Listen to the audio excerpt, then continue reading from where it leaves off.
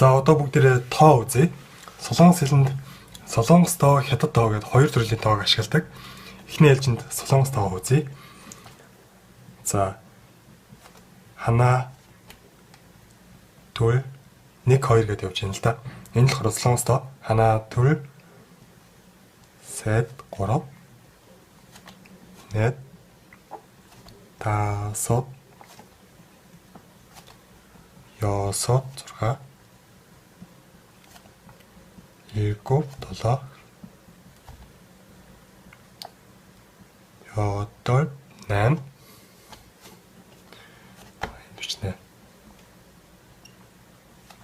9 10 тэгээд 10 10 гэсэн үг. 10-аас хашаа болохоор 11 12 гэд явдаг. Харин 20 болоод ирэхээр сүмүр 20 гэсэн үг. 30 болоод ирэхээр сорн 30. 40 болоод ирэнгүүт махан. Тэгээд 40-оос хашаа би ч гэсэн угаасаа чашлаагүй.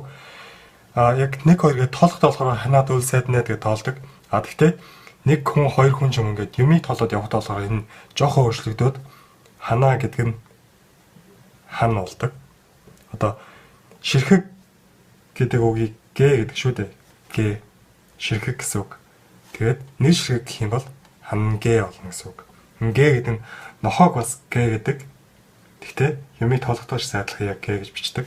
Хангэ хоёр ширхэг гэхээр ил нь гасагдаад түүгэ бол 3 болохоор сэгэ 4 болохоор нэгэ тэгээд тасаад ёсоод илгүү бёдол нь болохоор энэ чигээр бичигдэнэ.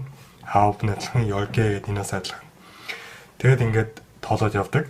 Ширхэг гэдгийг гэ гэж тоолд юм байна. Тэгвэл хүнийг тоолохдоо болохоор миний бодлоор 10 дотроо нэг цөөхөн хідэн үнийг бол зүгээр санаам яг хүн гэдгээр нь санаам гэж хүн гэсэн шүү дээ. Яг сарам гэдгээр нь тоолчих болно. Хан сарам, төв сарам гэд ярьж болно. Гэхдээ 10-аас дээшээ ч юм уу ерөнхийдөө ингээд тоолохдоо болохоор сарам гэдгийг мён гэж тоолдог. Мён гэдэг нь одоо нэг ширхэг хүн гэж орчуулж болох юм байна л да. Хан мён гэдэг юм бол нэг хүн. Тэгэл 13 гэдэг юм бол 13 хүн. Тэгэл сорн 9 мён гэдэг юм бол 39 хүн гэд болно гэсэн үг. За хүний тоолохдоо мён гэдэг. Мёнтой жоохон төстэй гэх юм бол шилийг тоолохдоо нэг шил хоёр шил гэд тоолохдоо пён.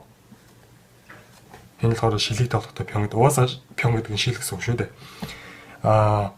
Номыг жишээлбэл тоолохдоо нэг ном, хоёр ном гэхтээ хангэ гэхгүй гон гэдэг үг хэрэглэдэг. Гон энэ нэг ширхэг ном гэсэн үг. Хангон чек тасаггон гэдэг юм бол 5 ширхэг ном гэсэн үг болчихно. Тасаггон чек гэхгүй чек гэдгийг урд нь хэлдэг юм. Гэхдээ энэ иймэрхүү жоохон зөрөөнүүдийг бол солонгос хэлээ үзээд явж байгаа явцдаа энэ та өөрийн болоод яваад ирнэ л дээ. За тэгээд бас одоо аягийг тоолоход чан гэж тоолж бол ханжаан, түүжаан гэж ярьдаг. За тэгээд хідэн ширхэг хэд гэдэг асуулт асууя гэж бодъё л доо. Тэгэх юм бол хэд гэдгийг мёд гэдэг чэж гэсэн доор орохоо дээш уншигдаад жоохон төстэй юм байл да. Хэд мёд. Тэгээ мёд гэж хэд гэсэн үг. Хэдэн ширхэг байна вэ гэдээ асууя л да. Тэгэх юм бол мёд гэ сэмника гэж асууж гин гэсэн үг. Хэдэн хүн байна гэдээ асуух юм бол мён сэмника ингээд асууад явна гэсэн үг. Бас энэ солонгос тоогоороо насаа хэлэхдээ энэ солонгос тоог хэрэгэлдэг. Жишээлбэл хансаал түүсаал гэдээ явна гэсэн үг. Би одоо жишээлбэл 27 тоо гэж хэлээ л да. Тэгэх юм бол чон нь би бол сүмүүлтэй 20 сүмүүл 7 тэгээд насыг Наи гэдэг ч гэсэн наи гэж нас гэсэн үг л дээ. Наига мёшиеё гэдэг хэдэн настай гэж асуудаг шүү дээ. Гэхдээ насаа хэлэхдээ болохоор наи гэхгүйгээр сайл гэдэг үгийг хэлдэг. Насыг тоологдоо сайл гэдэг хэлдэг. Зөвхөн нас гэж хэлэхдээ болохоор наи гэж хэлнэ л дээ. Жишээлбэл би тэдэн настай гэхдээ заавал наи гэж хэлмээр байвал чонон наи тэгэд нөө ига өмнөх үгээд ордоход наига сүмү илгү гингүүдээ сар имнида гэж хэлдэг. Чонон наига сүмү илгү сар입니다. Би миний нас бол гэсэн үг болж 27 настай гэд сар гэдэг насыг тоологоход хэрэгэлдэг үг байна.